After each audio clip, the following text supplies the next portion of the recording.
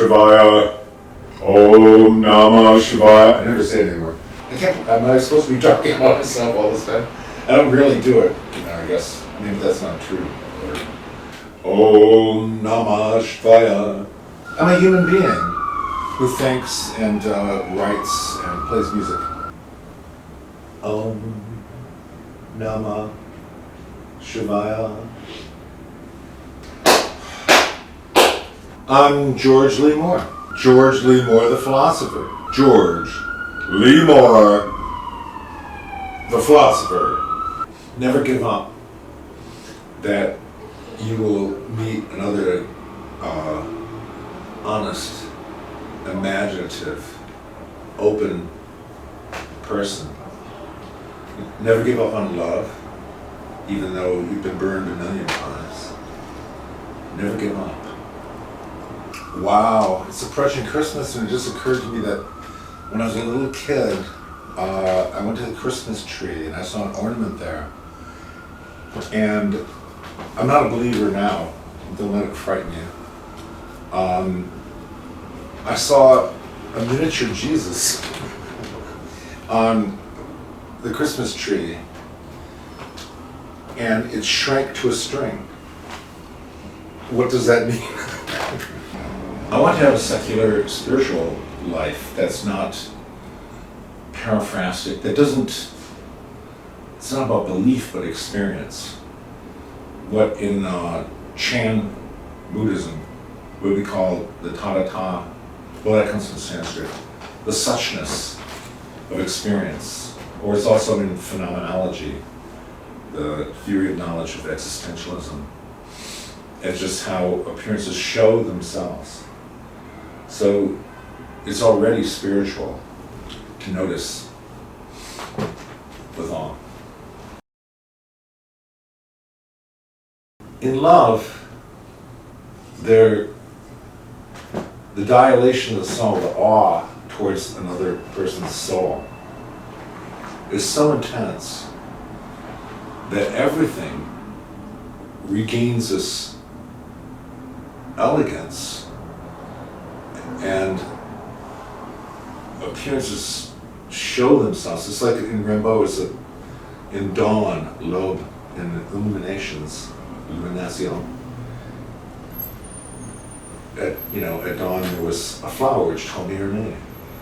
And when you are dilated and you're in love, which I think everyone wants to go for, that absolute affirmation of the universe through loving someone and being loved back, everything looks great, even when you're in your surveying role, or you're in a desperate situation, or you're poor. So almost, no, everyone I've ever loved.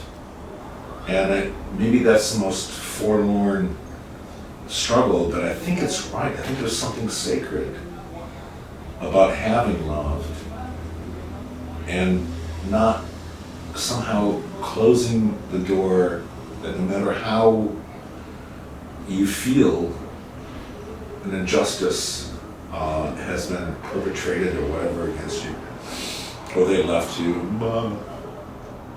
not to discount how tough it is or can be.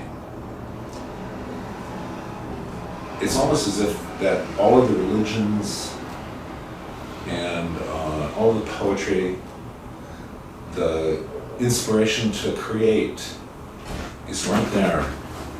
So, I don't know, every time that I loved, it taught me to love more. And I guess I never stopped loving them. Oh, waking dreams. I remember I was living at Asia House. I had a friend who was also named George. And we were meditating a lot. I was reading a lot of Eastern literature. I was smoking a lot of pot at the time, so you might be able to, in the preamble, you might be able to, doubt. But we would meditate in this field it was in Williamsburg, Virginia, and in Virginia, I went to William Mary, again living in an Asia house, studying all day long Asian religion, philosophy. And I said to him, I said, let's pretend this is a dream. We're dreaming now. And we were in, I never could adopt the full lotus, but we were meditating in the field. And I saw the grass sprinkled or sparkling with the starlight. And then the trees began to wave in sequence. And then this curtain rose, as it were. And later I might apply the veil of Maya or something like that. It's overblown in a sense. And I heard,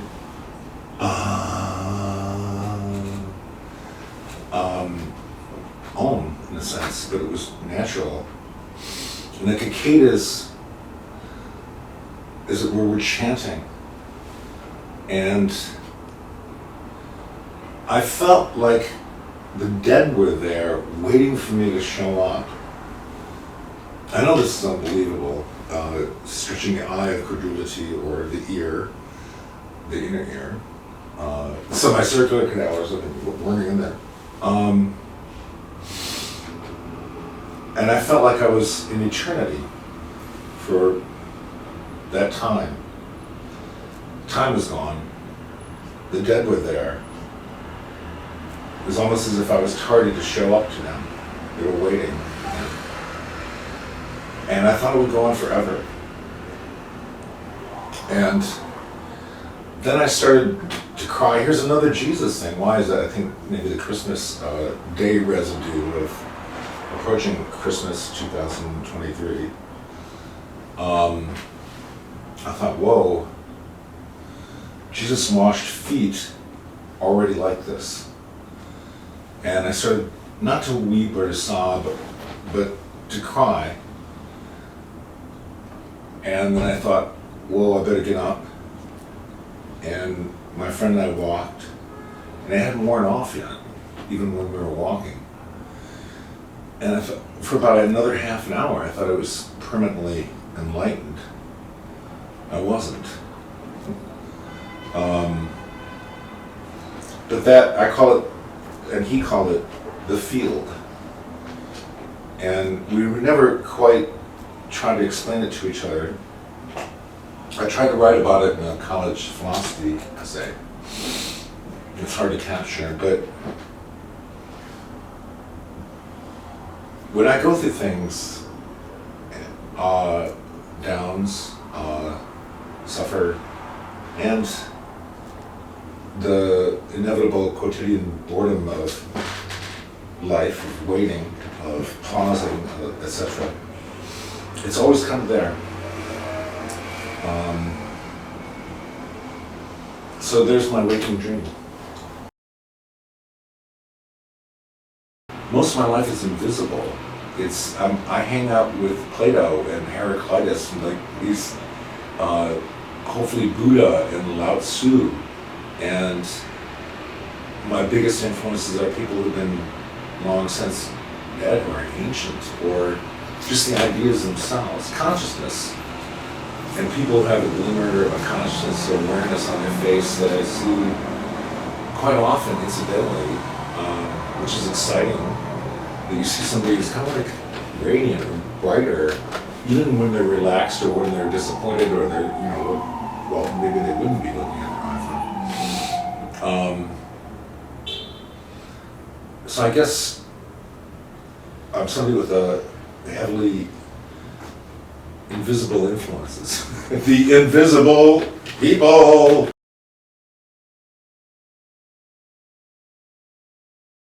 He was really young.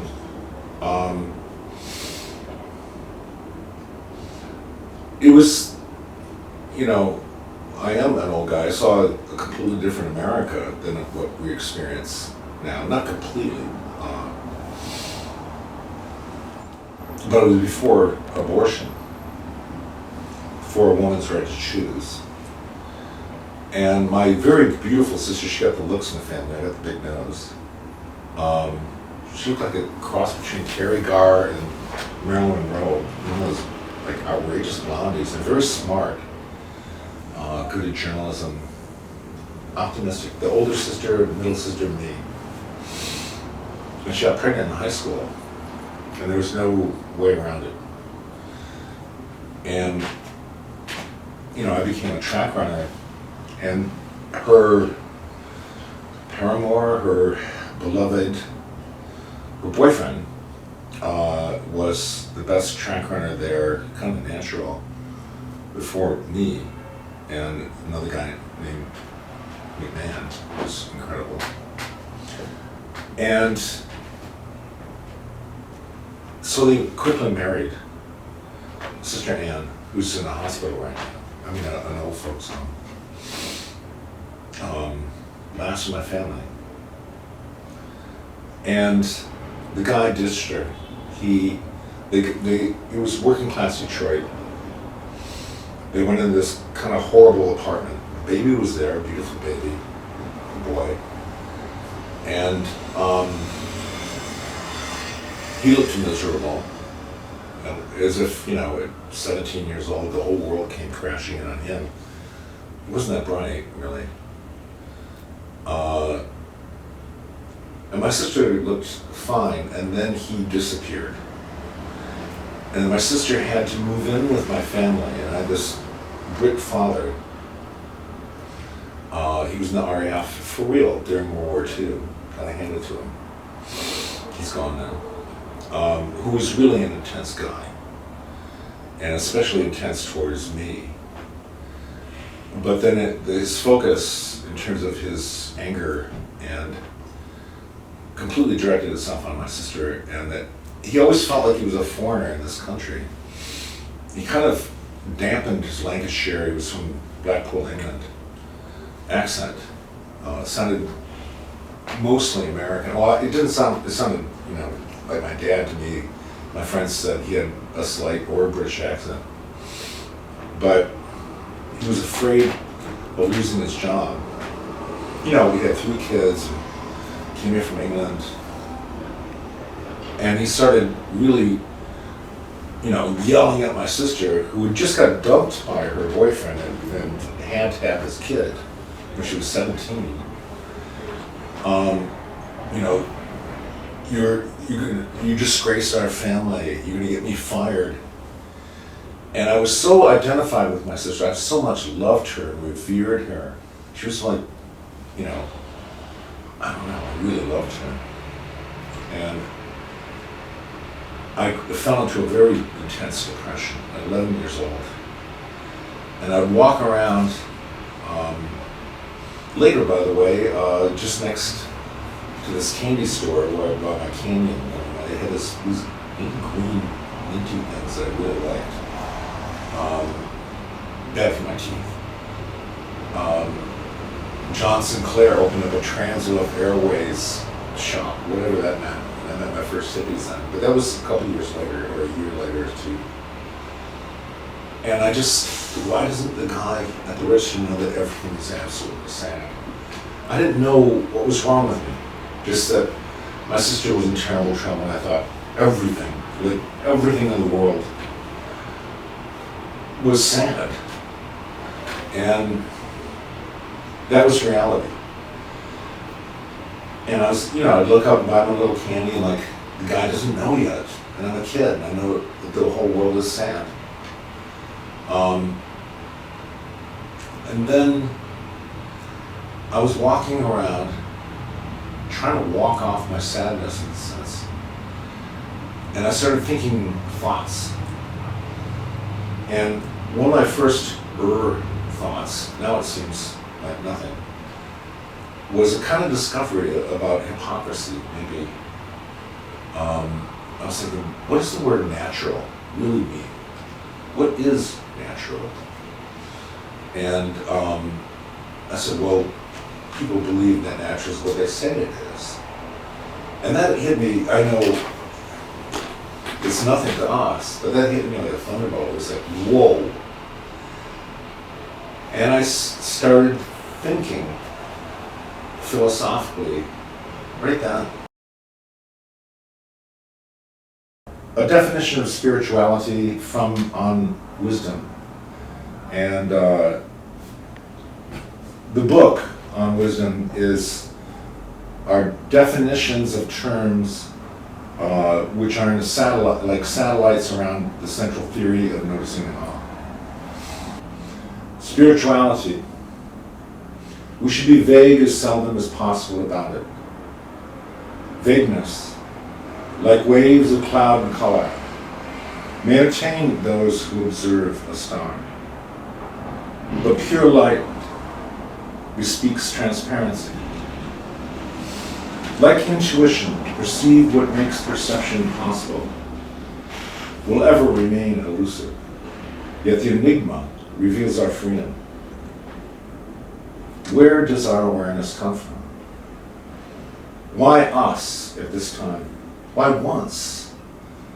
Why the universe? Why love, freedom, evil? The enigma only ends when we do. And perhaps not even then. We do not and cannot know everything. Indeed, we know very little. I'm going to say that again. Indeed, we know very little. Spirit is the life of our aspiration, not to know, but to pry open our awareness. And if we wish to embrace and praise it, our song, our wing, our truth, our light. Spirit is the river to wisdom. Knowledge, the experience of the voyage. Love, our compassion. Suffering, the wreckage of all we value before we reach it.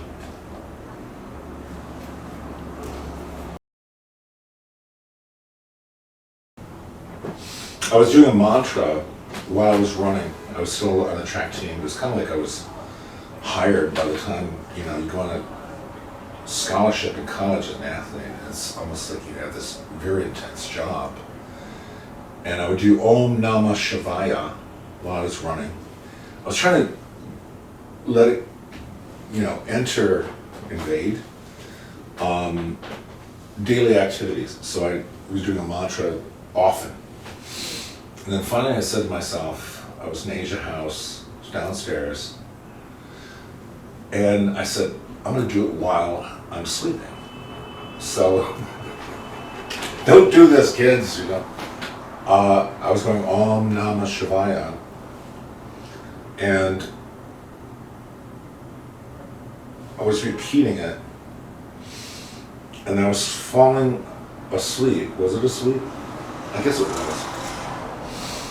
And then all of a sudden I heard Om Namah Shivaya thunderously, as if it was someone or something else repeating it. And a plate of light with Shiva dancing on it, which was just incredibly, not lurid, but like the colors were just so intense. She like infinite regress of quotation marks, came to me like this at the same time as the Om Namah Shivaya. Then this is unbelievable. And I'm a secular spiritualist. I'm not like a holy guy or anything like that. I saw this, my body got all silver. My body, as if it was electrified. And it was almost like the silveriness was traveling up and down, but it was complete. And I lifted out of my body, and I started drifting into the hallway. And I hallucinated, imagined that all these people were making love, but they were fully clothed. And I was drifting above them through the main hall, the main area where people met out of my bedroom. And I drifted into the courtyard. And then there was a central pine tree there, but there were many other pine trees. And I started drifting up. And I looked at the stars. And the voice inside me said, you can have the stars, or you can be with the stars, or something like that. I always have, which is now I'm being self-consciously about possession and ownership or something, like how can anyone have the stars? And I thought, whoa, I can let go completely. And I said, no, you don't. You're not ready for this, I guess. No, I didn't want to do it. And I grabbed onto the top of the pine tree. I know no one's going to believe this. They're going to think I'm a total whacked up. And I drifted down through the doorway where all the people were still there. Not frozen, they were, but they're not as important this time because I wasn't noticing the first time. And I drifted over their bodies into my room, somehow just lay right back into my own body. The silvery illumination of my body happened again. And then the plate of light with Shiva dancing in it, all colorful, reappears. Om Namah Shivaya. Like, whoa. And no one was up. No, there was one other person was up. Not a close friend of mine. It was like, wow. And I said to myself, you better stop messing with this. This is much more powerful than you think it is. And that I would have to have a yogi, a guide. And I didn't want to have that intense of a mentor, somebody I would follow. I wanted advice, kind of deep counsel, kind of a constellation of, perspectives that I would choose amongst rather than somebody telling me directly as an authority. So I kind of dropped it intentionally because I would have to be so heavily coached if I was going to do that something that powerful continually. Well, in my book, let me plug my book, Noticing and Awe, when you see the amazing thing about being a teacher, about being a coach, mind coach, is that philosophy is not as hard as it looks when you first encounter it. It's because it's so simple in a different way. It's the phantom architecture of the mind, logic, or logos. And it explains so much, and it's completely invisible, again. And when someone breaks through, and I've had many, many breakthroughs, almost like, I don't know, a constellation of stars, a starlight, when they do have a moment of awe. And, there's a contact high, as it were, maybe that's too vampirish. It's an inspiration, it's not vampirish at all, it's pure, it's great. That someone breaks through and they say, whoa, and I've had many, many students, and I thank them, and I'm really grateful that they did get back to me saying, you changed, and it wasn't really me, but I was a conduit. That's what the great thing about being a coach is you get transparent in terms of your egoism, and you let the knowledge, or possibly the wisdom, flow through you that's already been there, or that has been rediscovered in a novel way. There is new things. There is novelty. And that I would watch them discover it. And it was outrageous. And I miss it very much. Oh, I can't tell her name. I had an affair with a Danish girl. And I'm safe to, she was young and I was too. A little bit older than she was, but not, creepily so. And it was a long time ago. And just the time that I spent in Copenhagen with her, and how amazing it was that I also walked around Paris with her. She turned out to be an amazing person. She's got kids now, and she's a novelist, and she didn't tell me she was a writer. And she's a friend. We met her. No, I mean, in one sense, my biggest problem in life is that once I loved someone, I never have stopped loving them, even if they spurned me or we broke up. And it's ongoing, like every one of them. And it's not that many. I had long relationships, and some interesting short ones in the last decade. Relatively short, 1.5 years, 2 years, 6 months. It's almost as if my greatest malady, psychologically, might be that even if they've done me wrong, they've done me wrong, or I did them wrong. I'm really self-aware that my face was sagging with doubt that I had actually done them wrong because they did me wrong and the whole thing, you know. I still love them. Yeah, you learn from students. You learn from. I'm kind of trying to learn from everyone, not just students. I mean, there's all kinds of expertise around. I went to your friend who the shoe. I'm forgetting his name.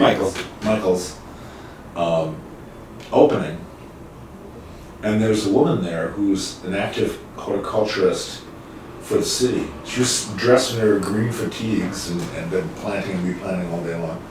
And she had a biology degree.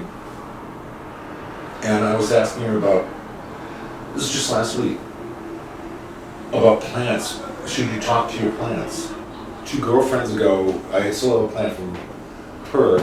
She's Sarah, she's living in France now. I introduced her to France and she is living there now. The guy was recording me. And her plant's still here, and we call it Mr. Plant. And do you talk to plants? And she said, yeah, they can listen. And then she went into this wild thing about roots and how, I guess, I'm paraphrasing her, I'm not as accurate as she is. She was a scientist at it and also a working, horticulturalist to the city. That they can scream in anticipation of being uprooted as a warning.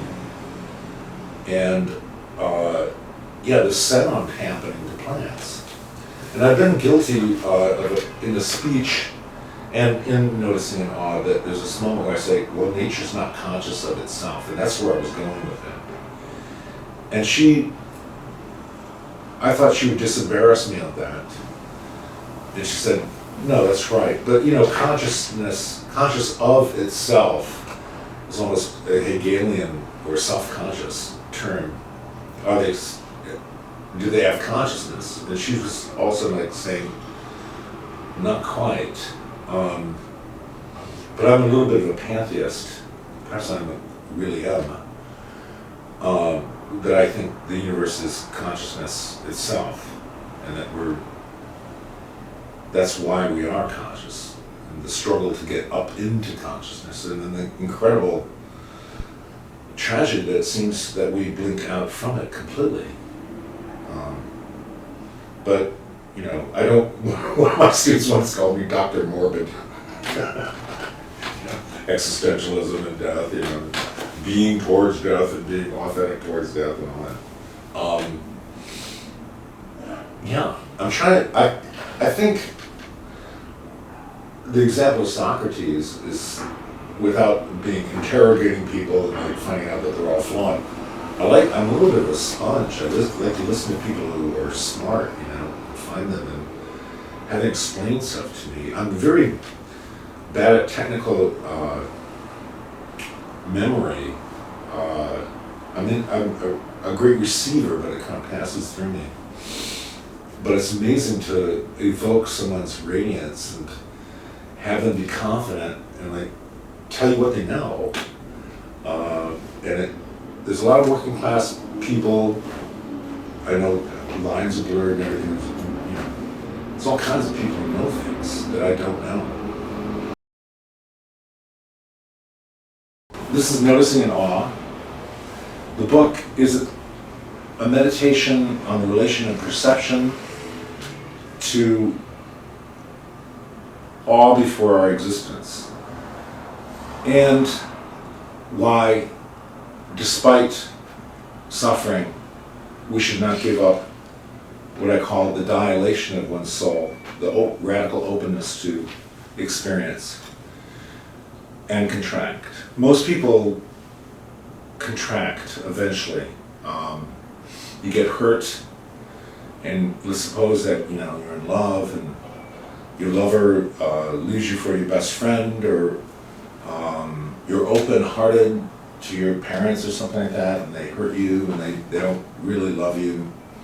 So you contract, and you start to mediate your experience, whereby you're behind that mediation, and you start to die behind it, really. I call it spiritual suicide.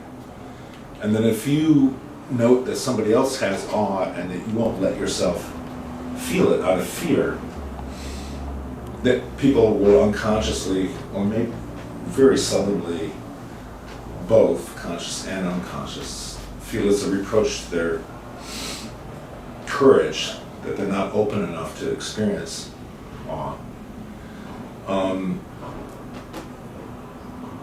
And then also, saying, don't give up on it, and kind of this tough love, you can take it, because the spiritual suicide of mediating experience is that you're never surprised again, and you have the same experiences instead of being open to novelty. And I wanted the chapter I'm going to read from is called The Advent of Awareness. And I assigned myself, why did we ever become conscious? And there was 2 speeches, one at Theater Lab at that time,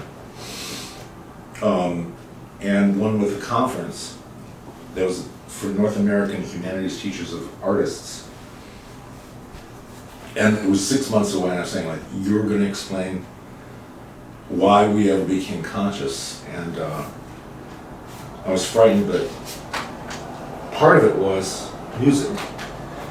And I was saying that we came to consciousness, or I'm maintaining here, it's still here, it's still with us. This is from Noticing in Awe. It's in the chapter, The Advent of Awareness. Why do we become conscious? On music. Music is weightless, like space, light, and time. Transparent like mind. Music incarnates freedom through our bodies with dance to lighten us, and a freshen language lest it decay into monotonic utility. We play with time before we lose it, to grace our earth with a symbol of our mortal eternity. We paint an image freely from the light of our courage to be kind, not just to kin, but to all who notice. Might this uncover the origins of democracy, our community of awareness? How could this dilation of soul lend itself to any political experience but democracy? Before politics, there is the human soul.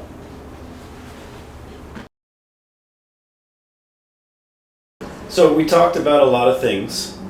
Tell me how all these experiences, your dreams, your daydreams, your past, your romantic encounters, have all influencing Noticing in Awe, your new book. That's an easy response. It took 30 years to write.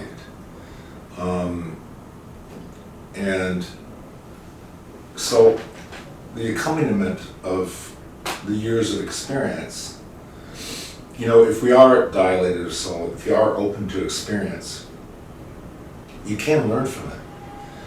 And it took me, how presumptuous, to think I'm an original philosopher. There's all these minds have been after it for so long, far more brilliant than mine. But there was a patience I had, which is rare for me, in the composition of this that went with my life. So if someone has, and it's so strange is that I've had friends at the beginning of this journey of writing this book who were dilated, who were open to awe, and they were holdouts. I was already middle-aged, or close there to my 30s, mid-30s when I started. And all my closest friends were capable of awe. How can you not? In order to be a friend, really, you have to be dilated of soul toward someone else. And since then, many have contracted, I know it's very harsh to say, committed spiritual suicide, but aging is tough and scary. But the most disappointing thing, and not, because I've gone through some real physical suffering myself, especially of late, is the physical side, but the spiritual democracy, if you will, of people who were open to experience, open to you, and as you were to them, who have contracted late in life. And you can see it right on their faces. The awareness is dimmed, and they turn it off because they might suffer more because they're open to experience. And then it gets back to younger people and the exception of older people who are still aware, which is just amazing. And that really is the goal. The younger people, just to statistically, have more open souls, or dilated souls. But it is so amazing, the courage. And when someone, like my friend Al, the guitarist, and great human being, you meet some people, he's in his 80s now. And my friend Christopher, who wrote on the back of this book, he's just had, struggling with cancer, and he's dilated. And older than I am, if you imagine, I guess you can. What do you mean by dilated, just quickly? Radically open to experience. It's an analogy with the eye, that the people in the eye, that it's open when you're open to someone. And so, if someone is willing to learn from experience for a longer time, and they stay open to experience, and they can experience awe before genuine novelty and ancient truths become new by our noticing of them, there is wisdom possible. And that's the great hope, that despite all the travails and, we all, our faces end up turning to oatmeal and we die. And it's really tough if we make it to old age. And the people who have not given up are my heroes. Om Namah Shivaya. Om